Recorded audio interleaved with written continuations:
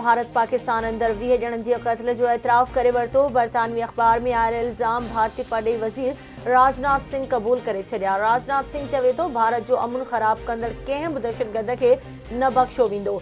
दहशतगर्दनि खे पाकिस्तान में बि निशानो बणाइणो पियो त बणाईंदासीं। भारत हिकु ताक़तवर मुल्क आहे, पाकिस्तान बि इहा ॻाल्हि सम्झे थो।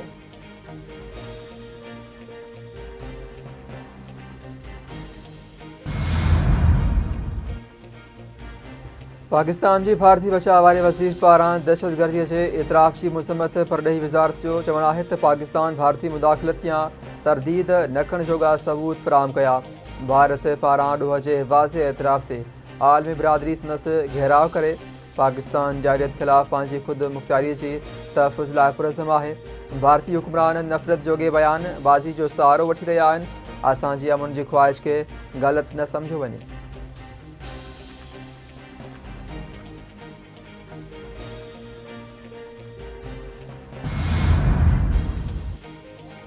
सिक्योरिटी फोर्सेस जो DI खान में ॻुझे इतलाती ऑपरेशन 8 दहशतगर्द मार थी विया। ISPR मूजिबि ऑपरेशन दहशतगर्दनि जे मौजूदगी जे इतला ते कयो वियो। मारिजी वियल दहशतगर्द केतिरियुनि ई कार्रवाइनि में मुलविस हुआ। मुल्क मां दहशतगर्दीअ जी लानत खे ख़तमु करण लाइ पुरअज़्म आहियूं।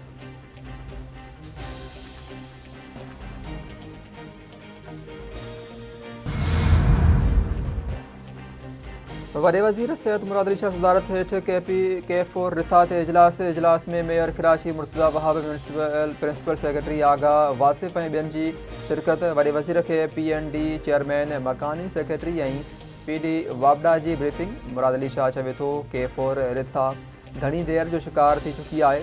हाणे कंहिं क़िस्म जी देरि जी वधीक गुंजाइश नाहे। वफ़ाक़ी हुकूमत सां ऑगमेंटेशन जी PC1 जी जल्द मंज़ूरी लाइ ॻाल्हाईंदासीं। वॾे वज़ीर जी क़ानूनी टीम खे अदालती केस ख़तमु कराइण जी हिदायत।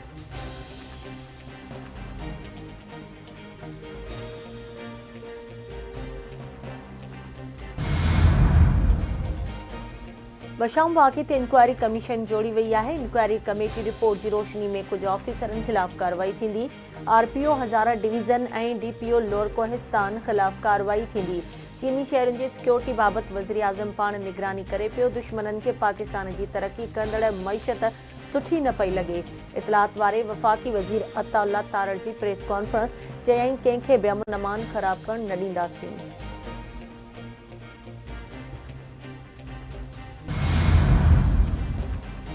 वज़ीर आज़म शहबाज शरीफ़ अॼु 3 ॾींहंनि जे सरकारी दौरे ते सऊदी अरब रवानो थींदो। वज़ीर आज़म दौरे दौरान सऊदी वली अहद समेत सियासी ऐं फ़ौजी क़यादत सां मुलाक़ातूं कंदो।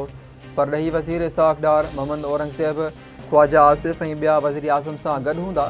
वज़ीर आज़म सऊदी वली अहद मोहम्मद बिन सलमान सां मुख़्तलिफ़ मनसूबनि ते ॻाल्हियूं कंदो।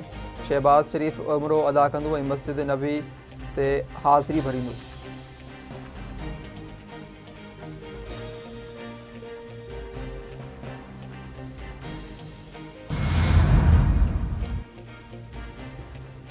सिंध जे वॾे वज़ीर सैयद मुराद अली शाह जी सदारत में सिंध सोलर एनर्जी रिथा ते जाइज़े वारो इजलास।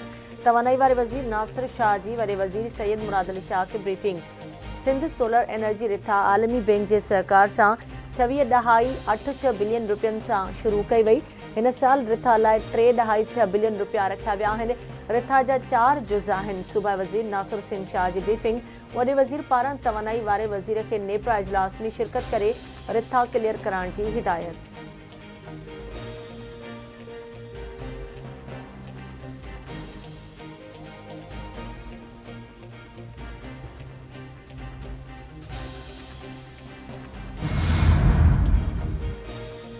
सूबे में अमन अमान बाबति सिंध हाई कोर्ट जे चीफ जस्टिस सदारत में इजलास थींदो। इजलास में कराची, सखर ऐं लाड़कान डिवीज़न्स में वधंदड़ बदअमनी बाबति वीचारियो वेंदो। स्ट्रीट क्राइम ऐं सेफ सिटी रिथां बाबति अहम फ़ैसिलनि जो इम्कान।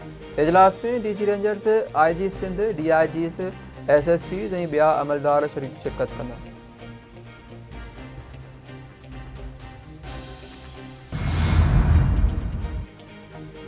लकी मरवत में DSP गुल मोहम्मद जी गाॾीअ ते दहशतगर्दनि जो हमिलो। DSP गुल मोहम्मद ख़ान ऐं एहलकार नसीम गुल शहीद थी विया। पुलिस जो चवणु आहे त मंझवाला चौक भरिसां DSP इलाइक़े में गश्त ते हो त मथस हमिलो कयो वियो। हिकु एहलकार बि ज़ख़्मी थियो आहे।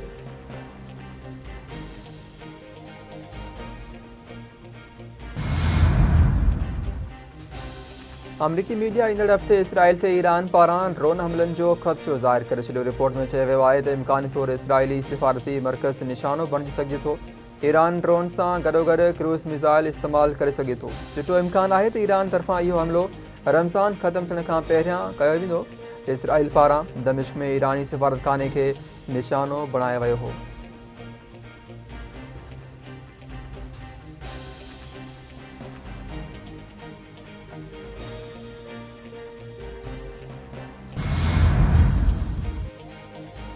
इसराइल के जवाब ॾियण जी तैयारी। ईरान अमेरिका के पैगाम उमाए छॾियो। फ़दही ख़बरदारी मूजिबि ईरान लिखत जे पैगाम में अमेरिका के ख़बरदार कयो आहे त हू इसराइली वज़ीर आज़म नेतन्याहू जे ॼार में न फासे। ईरानी सदर जे सियासी मामलनि बाबति deputy chief of staff Muhammad Jamshedi पंहिंजे जारी कयल बयान में चयो आहे त अमेरिका खे हिक पासे हटी वञणु घुरिजे त जीअं को नुक़सान न पहुचे।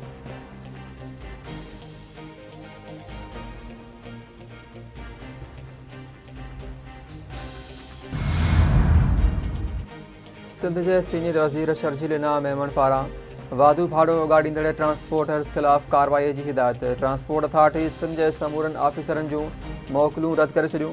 शर्जील इनाम मेमन चवे थो सिंध हुकूमत अवाम खे हर क़िस्म जो रिलीफ ॾियण लाइ पुरज़म आहे। मुसाफ़िरनि खे परेशान कंदड़नि खे मुआफ़ न कयो वेंदो।